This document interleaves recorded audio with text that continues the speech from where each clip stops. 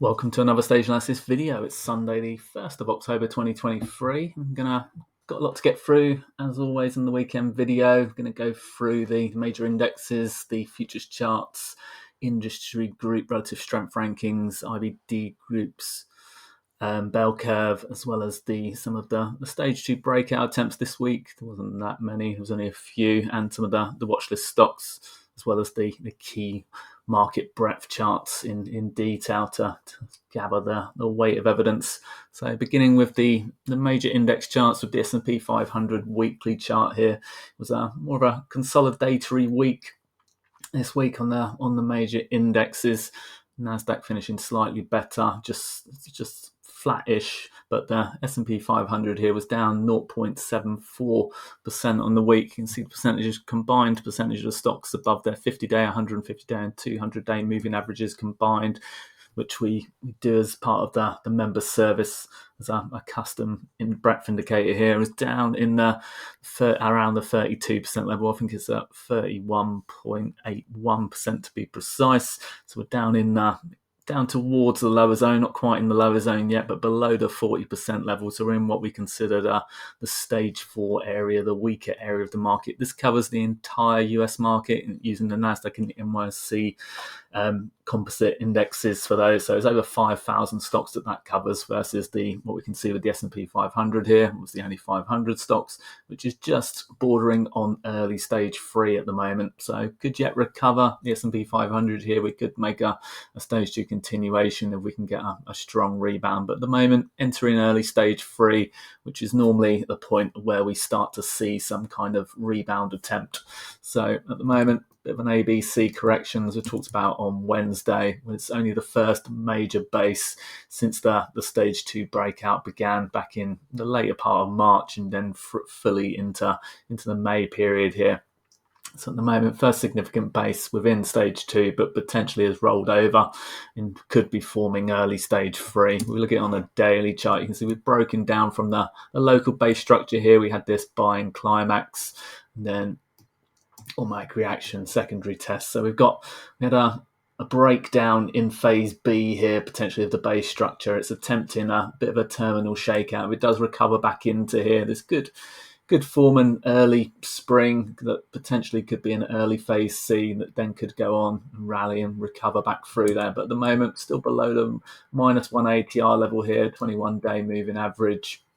But still above the rising 200-day moving average here, but below the 50-day. So below the short-term, medium-term moving averages, but above the long-term moving average. So still, obviously, in borderline stage 2 to early stage 3, short-term percentage of stocks above the 20-day moving average at 15% at the moment. So we're in the lower zone, which obviously indicates we're in a short-term downtrend, as does being below the minus 1 ATR level. If this can start to recover and we get back through that 30% level, as we talked about in the midweek video, if we do get a rally out of the lower zone and it's actually a recovery move, we expect to see that go immediately straight back up to the upper zone. When you get a break from the lower zone, it's actually a major swing low. It tends to go with the percentage of stocks above their 20-day EMA immediately from the lower zone to the upper zone, and then start to chop around in the upper zone. But obviously, if it's a weaker move, it's just a pullback to the moving averages, then tends to roll over in the lower half of the chart and come back into the lower zone again. Look at the Nasdaq, slightly stronger picture than we saw in the S&P 500 there. You can see we had a local spring attempt on the weekly chart here. You can see again, ABC type correction in this. It's had a close to 10% correction since the high. Didn't get all the way down to 10%, just over 9% correction in total. Percentage of stocks above their 200-day moving average at 61%. So still in a modestly strong position, bullish above 60% normally, neutral between the 40 and 60% range, and more bearish or weak below the 40% level. So you'll see the majority of the stage 2 advances will occur when it's above 60%, and obviously ideally above the 70% level as well. So pulling back in a correction and only coming back to 61% at the moment, still obviously keeping this in correction status and not yet stage 3 with this one. It still would be considered stage 2 at the moment. So, but obviously further weakness, if it did start closing below that rising 30-week moving average and we start getting some rebound through here, would potentially start to show some stage 3 characteristics. So again, it's close, it's on the borderline, but not quite there yet. If we look at it on the daily, see, as with we talked about the S&P 500, this one still slightly below the minus 1 ATR level here, rebounded back above it briefly on Friday. You see then close back below it slightly, but stronger overall. It hasn't had that deeper correction below this base structure, still holding the base structure here. So you're buying climax, your macro reaction, secondary tests. And we've had a spring type attempt here at the moment. Percentage of stocks at 27% for this. Again, we'd want to see the same as we talked about before with the percentage of stocks above their 20-day. If it is a swing low, we want to see that quickly recover back into the upper zone and then hold in that upper zone. As obviously at swing lows, we tend to see strength through the moving average breadth. If that moving average breadth can't recover back above the middle and starts to chop around and fall back into the lower zone, then obviously it could just be a pullback and continuation to the downside. So at the moment, still strongly above that rising 200-day moving average. We've got still 7% or so to the 200-day moving average there. So that is below the 50-day and the 21-day moving average currently. We look at the Nasdaq Composite, similar kind of position, has pulled back to its 30-week moving average here, which is still strongly rising at the moment. So borderline again with what we would consider early stage 3. I've talked about this before, but one way you can do this if you're less familiar or with the stages on the upside to the downside, a lot of people find it easier on when stuff is coming into stage 1 and out into stage 2. So with stock charts, you can just put a minus. Trading view, you can think it's Shift I to flip the chart. And basically, you can then do stage analysis on the flip chart. So at this point here, we would be borderline with what we consider stage 1A. Maybe we didn't get a close above the 30-week moving average there. So it would be borderline. And so hence, if you flip it back, that means we're borderline potential early stage 3 or late stage 2 there. So percentage of stocks at 27.77 above their 200-day moving average. So very weak in the Nasdaq Composite here by comparison. Compared to what we saw with if we look at the NYSE, for example, which is at 43.4%, but it's come off quite a long way, the NYSE. You can see we had the failed stage 2 attempt, which has come back in, significant bar, and then broken back down again, broken any kind of investor stop loss position, and has come back into the broader range. So for the most part this year, we've been in this sideways range in the NYSE. So still the last 3 or 4 months, it's been in the upper half of that range, as you can see. So just slightly starting to break below that at the moment. Back to the Nasdaq Composite.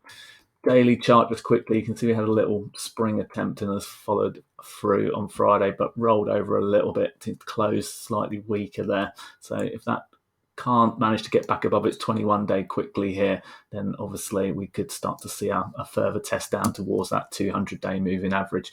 So if this is a spring and a test, you'd want to see a higher low test and follow through, and it's starting to break Friday's pivot.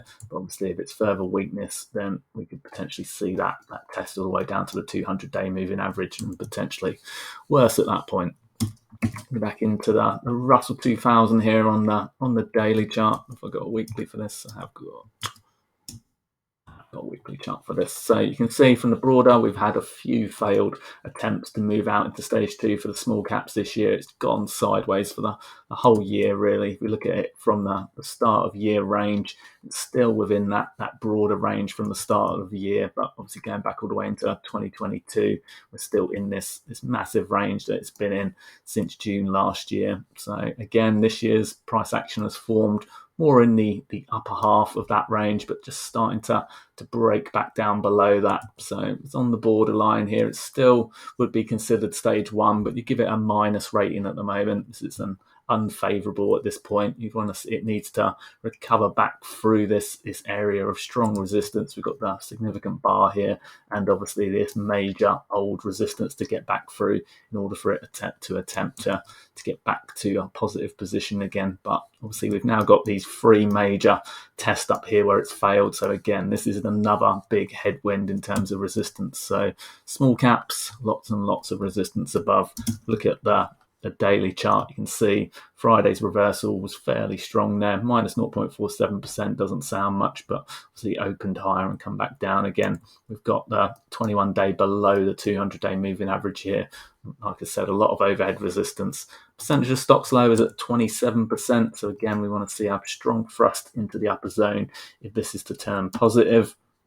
At the moment, obviously on the borderline of turning back towards positive behavior there, but still in a short-term downtrend in terms of the actual price action. Look at the VIX, did come back underneath its 200-day moving average. So it's on the borderline at the moment in a fairly neutral position. Obviously above the 200 days, negative, below is more positive. So we want to see it continue to drift back lower in order to get more bullish again. But if it starts to push back above that 200-day moving average, then obviously volatility would be increasing. We'd be obviously then being more defensive at that point.